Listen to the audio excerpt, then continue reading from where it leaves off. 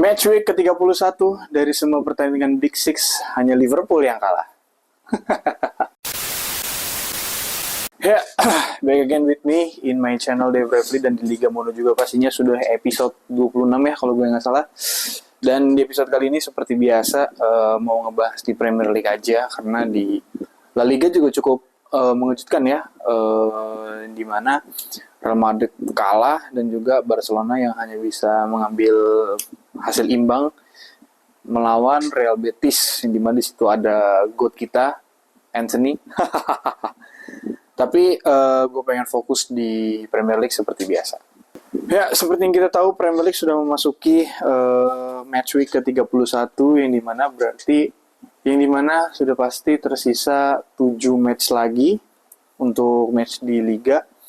Dan itu artinya kurang lebih dalam waktu 2 bulan match Premier League ini akan selesai, dan Liverpool masih unggul ya di rank 1 walaupun semalam kalah lawan Fulham. Tapi gue rasa jarak yang sudah dibikin Liverpool sudah terlalu jauh, mengingat Arsenalnya pun goblok gitu loh, nggak bisa mengejar dikala dia punya kesempatan untuk mengejar, tapi dia tidak bisa melakukan itu. Jadi kayaknya mustahil untuk dikejar oleh Arsenal, apalagi oleh Nottingham Forest ya. Dan kayaknya kemenangan atau juara dari Premier League sudah dipastikan hanya untuk Liverpool gitu di musim 2024-2025 ini. Ya, gue udah bilang dari video-video sebelumnya kalau ya Liverpool yang akan juara Premier League musim ini. Dari beberapa minggu yang lalu udah gue bilang lah. Tapi gue pengen ngebahas di match spesifik yang di hari Minggu aja, karena di hari Sabtu gue nggak nonton match sama sekali. Liburan terakhir ya gitu sebelum hari ini masuk kerja, jadi pengen puas-puasin main lah gitu. Baru bisa ngebahas di match hari Minggu, which is gue akan mulai match the Liverpool versus Fulham dulu. Fulham nih apa ya, gue di halftime break juga sering ngebahas ini sama Bang DJ ya. Maksudnya di sana gue bilang bahwa, dan Bang DJ pun sepakat bahwa Fulham ini klub yang tricky gitu. Nggak seperti papan tengah lainnya gitu loh.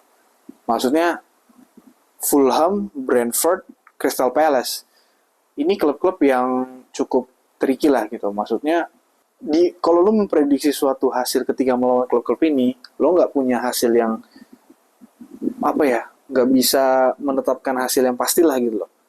Jadi memang nggak bisa ditebak hasilnya. Lawan Arsenal bisa menang, tapi lawan Liverpool lihat sendiri semalam kayak gimana main itu si Fulham. Jadi maksud gue, Fulham ini merupakan salah satu, kalau dulu istilahnya Brighton itu big club contender lah gitu loh. Dia salah satu tim atau salah satu klub yang bisa memperberat klub-klub besar lah ibaratnya gitu, dan itu dilakukan oleh Fulham gitu. Jadi somehow gue ngeliat Fulham ini ya cukup tricky lah gitu lah. Awal dari jatuhnya Chelsea itu ya ketika lawan Fulham kalah 2-1 main di Stamford Bridge kalau gue nggak salah waktu itu, atau di Craven Cottage ya kalau gue nggak salah. Yang intinya Chelsea kalah 2-1, dan habis itu rentetan buruk Chelsea terjadi ya awalnya gara-gara lawan Fulham.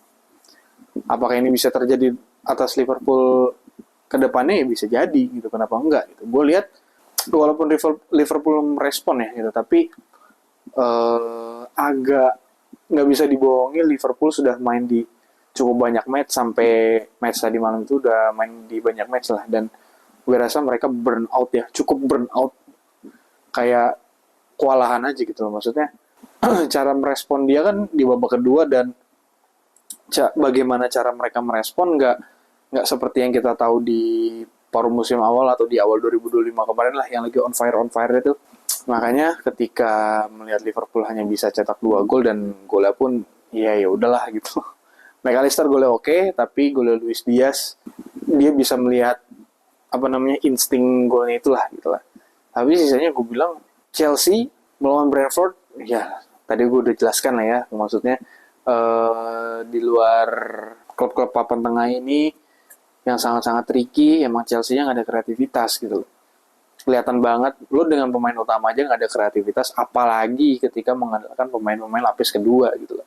Pada akhirnya mungkin gue setuju ya bahwa kayaknya memang kualitas Chelsea ini semuanya sama lah. Kayak maksudnya nggak ada yang tadinya bisa memunculkan satu perbedaan yang tadinya biasanya di antara semua pemain itu ada satu atau dua pemain lah yang bisa memberikan sebuah perbedaan, tapi di match semalam itu membuktikan bahwa kualitas mereka ya sama. Ketika mereka down, ketika mereka stuck, maka itulah yang selalu gue suarakan kepada Enzo Maresca. Ganti sistem. Bagaimana caranya pemain lu itu udah jenuh padahal match lu nggak banyak gitu loh. Mungkin frustasi juga tersingkir dari FA Cup atau Carabao Cup, tapi harusnya mereka profesional lah. Kalau memang mereka fokus di sini, ya harusnya mereka bisa menampilkan yang terbaik gitu. Nggak ada kreativitas sama sekali gitu. Gue tuh bisa melihat bahwa Cole Palmer sama Enzo Fernandez harusnya bisa lebih kreatif daripada itu. Dua motor ini harusnya bisa memberikan lebih lah harusnya gitu. Tapi itu nggak kelihatan. Jadon Sancho, udahlah. Kalau gue bilang banyak berita yang beredar ya bahwa Chelsea akan mempertahankan Jadon Sancho atau enggak, gue rasa sih balikin ke MU aja lah gitu. Kalau harganya 15 mungkin sebagai nggak juga sih, karena gue nggak ngelihat ada nilai tambah lagi dari Jadon Sancho gitu loh. Gue nggak ngelihat ada value lebih yang bisa ditawarkan oleh Jadon Sancho gitu loh. Ketika lo di loan aja lo nggak memperlihatkan kualitas terbaik lo, apalagi ketika lo dibeli gitu kan. Lo kan di loan artinya untuk menunjukkan, lo diberikan kesempatan kedua untuk menunjukkan, tapi nggak lo tunjukkan, jadi ngapain gitu loh untuk dibeli. Jadi untuk gue balikin ke MU aja lah. MU lebih butuh banyak pemain-pemain yang cedera. MU butuh pemain. Sancho sih mungkin bisa jadi jawaban di era Ruben Amorim nanti gitu lah. Gitu sih. Jadi Chelsea masih harus bekerja keras. Enzo Maresca gue harap bisa mendengarkan video ini agar bisa memberikan perubahan lah gitu terhadap skema permainan yang ditunjukkan untuk next match-nya melawan di Conference League ya, pekan ini nanti di malam Jumat. Dan match pamungkas Manchester United dengan Manchester City. Gue bilang di match itu ini dua klub udah selevel. Kualitas dari seluruh pemain senior dari Manchester City udah selevel dari Manchester United yang sekarang. Dari segi permainan ya bagaimana MU menerapkan sistem permainan ya seperti itu. Dia bisa mengimbangi beberapa kali peluang yang lebih bahaya, lebih banyak MU gue bilang.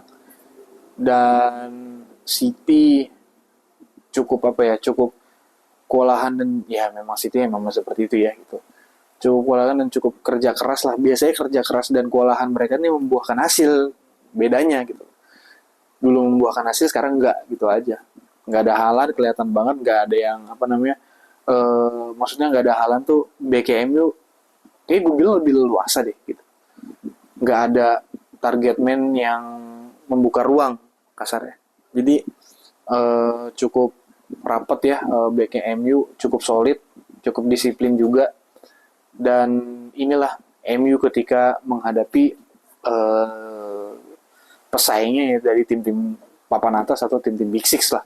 Ya harusnya sih gue rasa MU layak naik di papan tengah sih harusnya. Dan gue rasa MU juga tapi memang MU menunjukkan ini di beberapa match terakhir sih, jadi agak sulit juga gitu. Tapi dengan permainan seperti ini harusnya MU cukup layak untuk mengakhiri musim ini di 10 besar lah kalau gue bilang gitu.